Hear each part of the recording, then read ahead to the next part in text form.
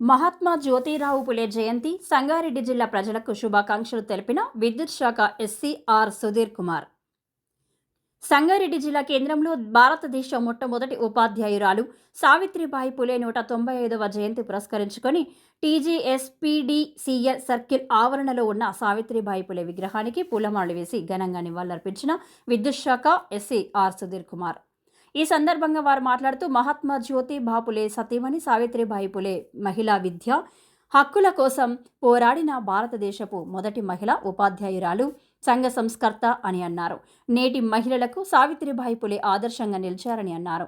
DEA Srinivas technical, SAO D Veeraswamy, DE Sangareddy Nehru Nayak, DE Amrutrao, ఇతర అధికారులు, ఉద్యోగులు, ఆర్టిసన్ బీసీ నాయకుల ఆధ్వర్యంలో regional president M Dattatrey, regional secretary A Balakrishna, ఇతర డివిజన్ నాయకుల ఆధ్వర్యంలో టీజేఎస్పీడీసీఎల్ సంగారెడ్డి సర్కిల్ ఉద్యోగులు, మహిళా ఉద్యోగులు, సిబ్బంది పాల్గొన్నారు.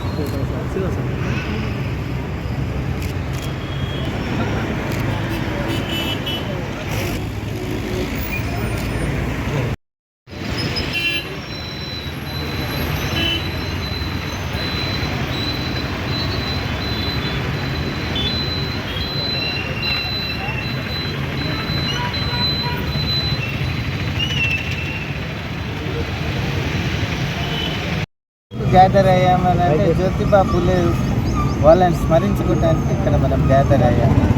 వాళ్ళు అసలు మన భావితరానికి ఎంతో ఆదర్శంగా నిలిచారు. ఎన్నో సోషల్ రిఫార్మ్స్ తీసుకొచ్చారు. ఉమెన్స్ ఎడ్యుకేషన్ ఫర్ ఉమెన్ అన్నది వాళ్ళ ద్వారానే వచ్చింది. వాళ్ళు చాలా చేశారు, ఈ సొసైటీకి ఎంతో చాలా చేశారు. బాబాసాహెబ్ అంబేద్కర్ అంతటి వాడే వాళ్ళని గురువులుగా స్వీకరించారు. దీనికంటే ఇంకో గొప్ప సర్టిఫికేట్ అనేది ఇంకా నాకు తెలిసి ప్రపంచంలోనే ఏమీ ఉండదు. Thank you. మిత్రులకు నా యొక్క నమస్కారాలు. ఈరోజు మనము 195వ సావిత్రిబాయి పూలే గారి జయంతిని జరుపుకుంటున్నాం. సావిత్రిబాయి పూలే గారు ముఖ్యంగా మహిళా విద్య కోసం చాలా పోరాడి ఆమె విద్య నేర్చుకొని